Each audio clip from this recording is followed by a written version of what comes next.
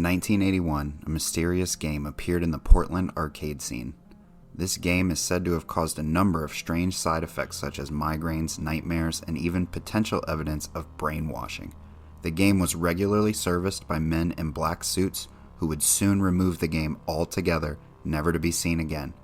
Today, we explore the strangeness of Polybius.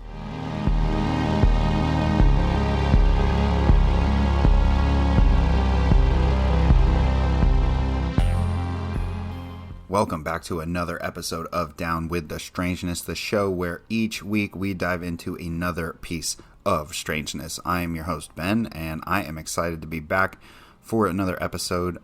Thank you once again to everyone who listened, downloaded, followed, and subscribed, and a big thank you to those who left ratings on Apple Podcasts. That really, it really does mean a lot with the show being so new and it being my opportunity to dive into the strange things that I enjoy so much. And speaking of big thank yous, I am so honored to announce that we actually have our very first patron, which seems a little premature.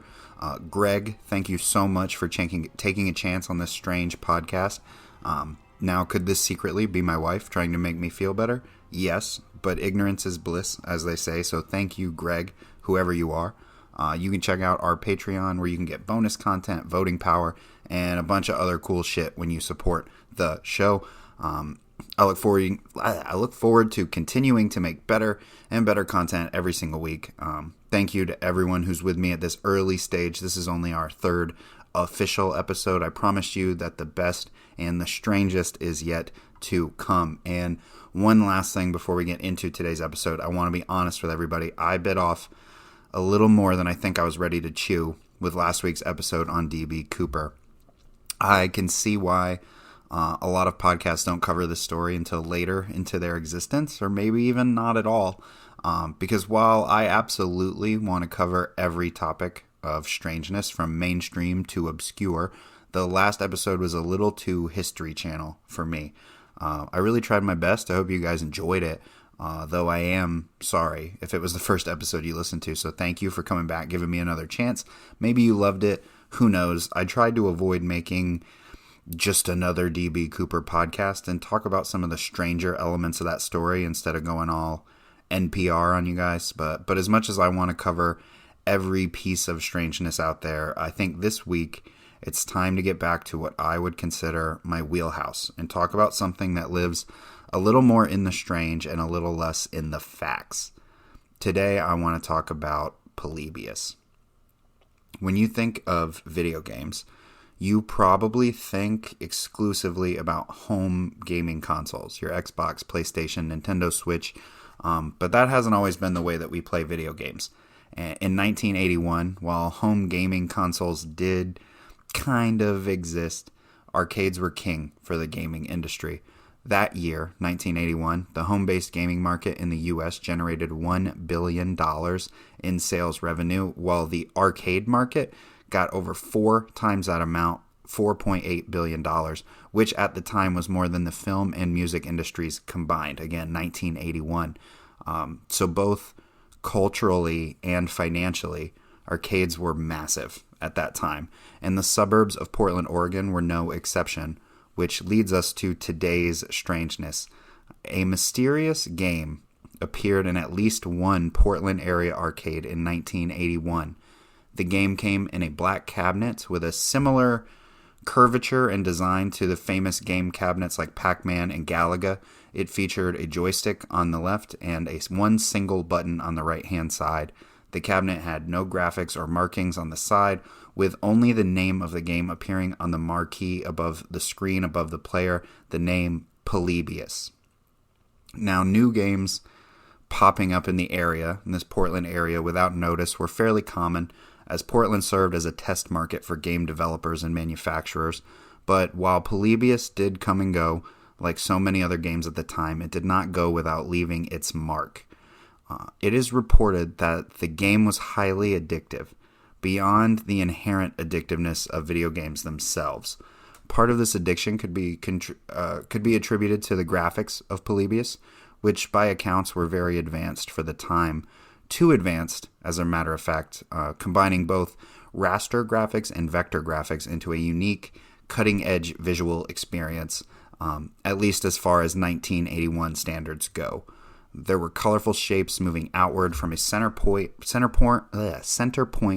with the player piloting a small ship around the outside meant to shoot the coming shapes, similar to something like Geometry Wars of today, if you're familiar with that.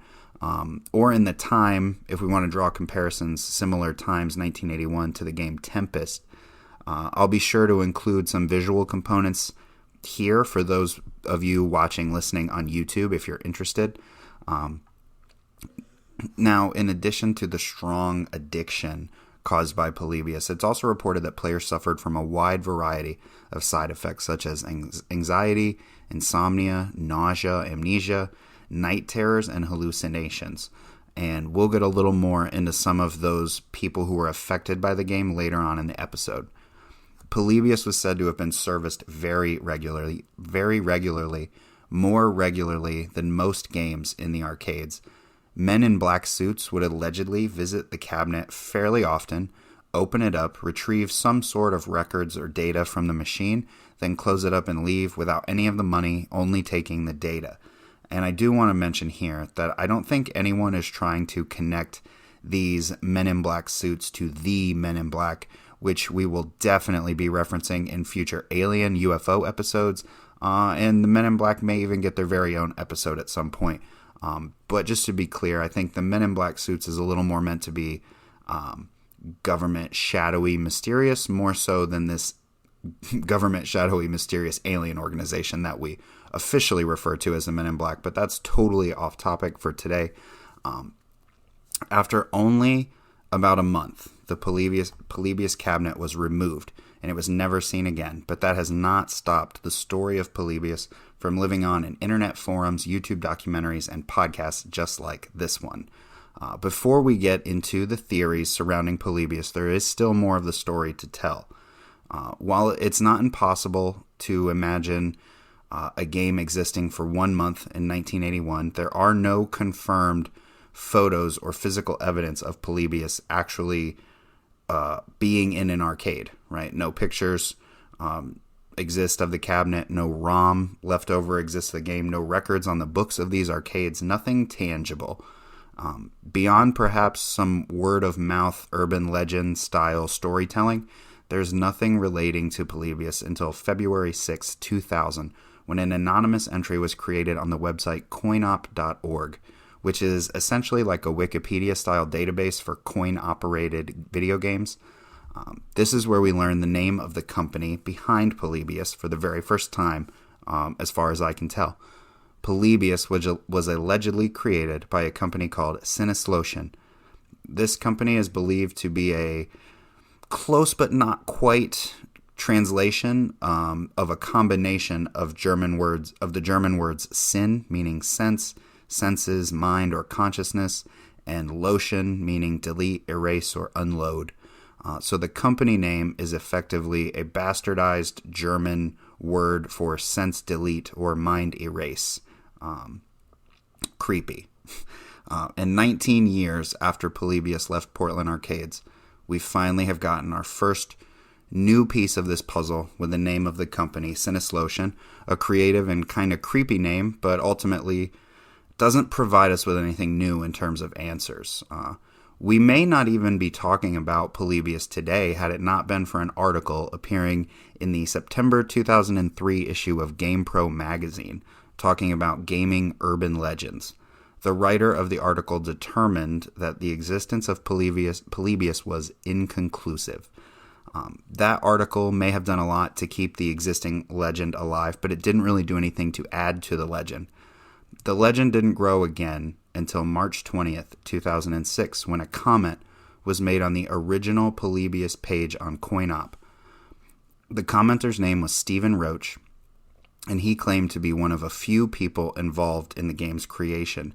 His comment was very long, so I won't read it in its entirety, but I do want to quote some sections to try to highlight some things of interest, as well as some things that may help answer some of the many questions we have surrounding Polybius.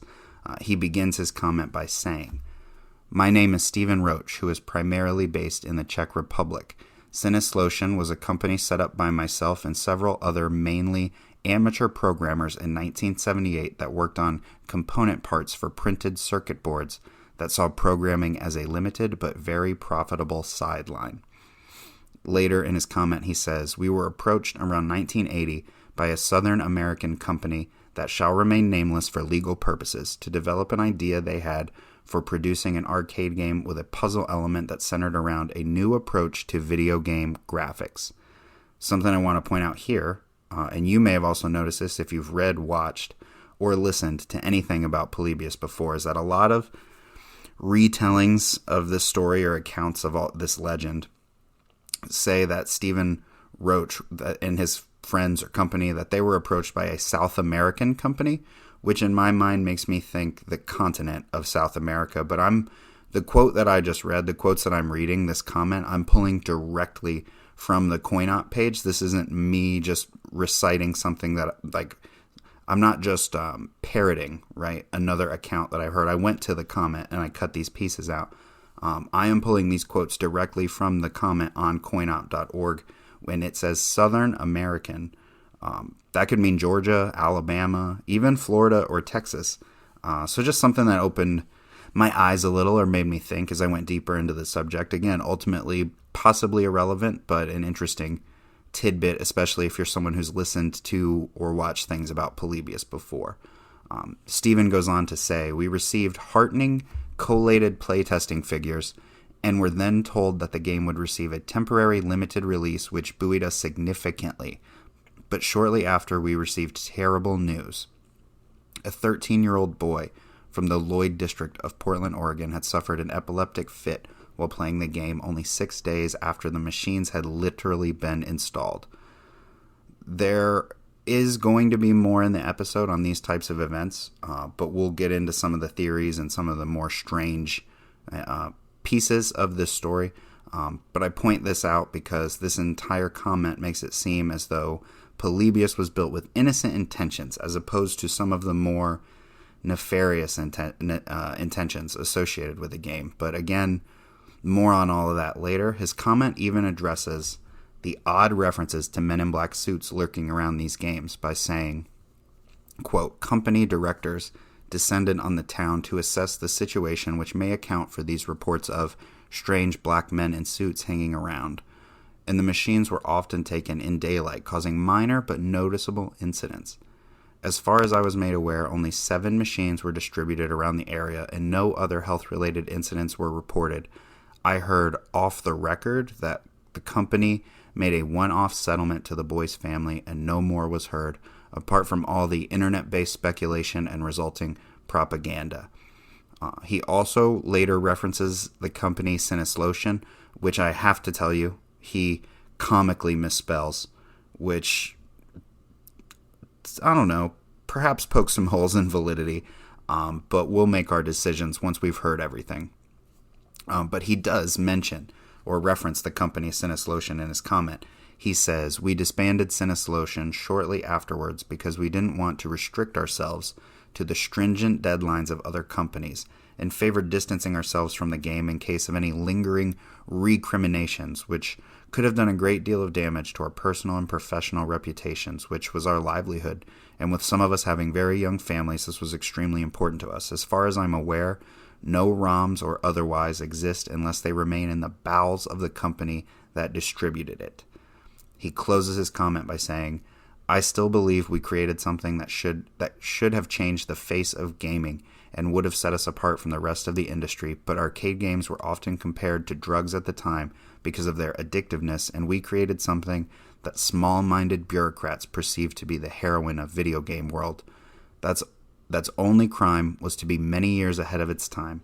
I'm sure people will doubt the sincerity of this, so feel free to drop me a line at..." And Stephen goes on to give his email address and says he's happy to answer questions if people have them. So we finally have just about every question that we have about Polybius answered. The ahead-of-its-time graphics, the mysterious men in black suits, the alleged health impacts, the strange company name, a strong suggestion that there is no ROM left in existence to prove that the game ever did exist, This comment pretty much checks every box.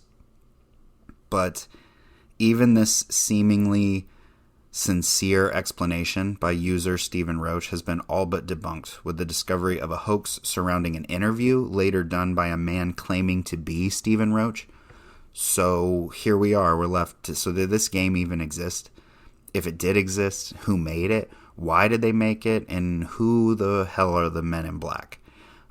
Did this game really cause these extreme side effects in its players? We've pretty much covered the mysterious, albeit shaky story of Polybius to this point, and now it's time to shift gears and talk about some of the theories surrounding all this.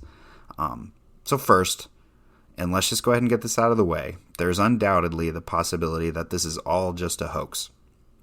Whenever there is a lack of definitive evidence, we always have to acknowledge the fact that we may just be trying to make something out of nothing. So we have to acknowledge the possibility that this is all just someone building and steering this legend kind of just for fun, right? For goofs. But there is another possibility where the game doesn't exist, one where there's no specific person or group of persons that are kind of perpetrating the story, but instead one that we've kind of all done to ourselves. Like any old story, facts and different elements change and grow over time as a story is told, retold again and again. Like a game of telephone you might have played when you were a kid, or how the fish your dad caught gets bigger and bigger every time he tells the story. It is possible that the story of Polybius is what it is because it has been associated with real life occurrences that kind of line up at the time. For instance, it is a fact that Portland was used as a test market, so new games coming and going would not have been the weirdest thing in the world. It is also a fact that at the Malibu Grand Prix Arcade on November 27th, 1981, 12-year-old Brian Morrow began an attempt to break the world record in the game Asteroids. The previous record was held by a 16-year-old named Dennis Hernandez, who took 52 hours to complete the record. Brian thought he could do it in 48 hours, but just 28 hours into the challenge, Brian succumbed to painful cramps and gastrointestinal issues that ended up leaving him in bed for 2 days, tired, weak, barely able to consume small amounts of soup at a time. And it is also a fact that at the same Malibu Grand Prix Arcade on the same day, November 27th, 1981, 14-year-old Michael Lopez was attempting to beat his friend's personal high score on the game Tempest, which we mentioned earlier because of its similarities to Polybius. During this battle with his friend, Michael began to feel a weird sensation in his head before partially losing his vision. He actually vomited in the parking lot of the arcade before heading home, but on the way home his condition got worse and worse, and Michael eventually collapsed in a yard about 4 blocks away from his home. Days later, when Michael returned to school, he recalled rumors already circulating about how the game he was playing was dangerous and tried to take over his mind. And just one more fact, one more real-world event that may very well have been lumped into the story of Polybius to make it the legend it is today. Only 10 days after Brian and Michael experienced their issues at the arcade, FBI agents raided several Portland area bars, lodges, and arcades, coming after a year-long surveillance was conducted investigating these establishments for gambling. Apparently, and this does make sense when you think about what an arcade was in 1981, what arcades are in general, but they were home to some illegal gambling in addition to plenty of other, call it less than desirable, activity. These real-world events line up quite well with a lot of the details in the Polybius story, down to the Men in Black suits, which we can attribute to the FBI raid in December of 1981. So 2 possible explanations now, both assuming the game did not exist. Maybe it was a hoax. Maybe it is an urban legend that is just kind of loosely connecting all of these things that happened. But what if the game did exist? Probably the most popular theory assigned to Polybius is that it was part of a government-run psychology experiment. It is believed that the U.S. government was responsible for the existence of Polybius and that the game was being used for some nefarious purpose, possibly mind control or evaluating players for potential to be used in the military or something like that, like kind of like in the movie The Last Starfighter. Now, I do realize how crazy this all sounds to start when I say it, but government mind control or psyops, it really isn't that much of a stretch when you consider our government's track record with this kind of thing. There was a very real government operation given the name Project MK Ultra. Again, something like the Men in Black we talked about earlier deserves its own episode altogether, but the quick version, Project MK Ultra, was a code name given to a series of experiments coordinated by the CIA and done on human subjects, most of whom were not willing participants. The experiments were done to develop procedures to be used in interrogation, influence, and ultimately mind control. MK-Ultra experiments famously utilized the drug LSD, but they also included other drugs as well as things like electroshock, hypnosis, sensory deprivation, and various forms of psychological torture. So knowing for a fact that MK-Ultra exists, which we do, by the way, is it really that crazy to believe that as the world changes and video games begin to rise in popularity, that the government wouldn't adapt these sorts of practices and experiments to the times and try their hand at video games? It is worth noting that MK-Ultra was officially halted in 1973, 8 years before the arrival of Polybius.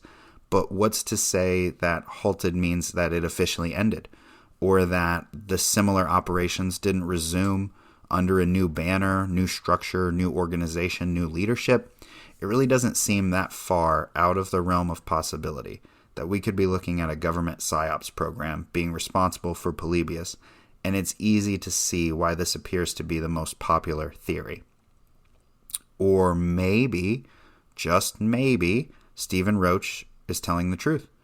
Maybe that story was real, but later was ruined by an imposter, someone trying to discredit or unintentionally discrediting Stephen by jumping on and getting involved in that interview. Or maybe his story, maybe Stephen was involved, but the story that he told in that comment was all kind of made up to hide the scope of his real involvement. Because you see, a man named Stephen Roach and his wife Glenda were part of an organization called Worldwide Association of Specialty Programs and Schools. They were responsible for at least 8 behavior modification schools located in Mexico, Jamaica, Western Samoa, and the United States. Techniques were used in these schools, and I put big air quotes on that one, that were similar to torture, right? Starvation, beatings, being tied up, being isolated, other horrific methods like this. And according to a research team led by U.S. social worker Donna Hedrick, Stephen Roach and his wife Glenda were both arrested in May of 1996 while running a facility called Sunrise Beach in Mexico.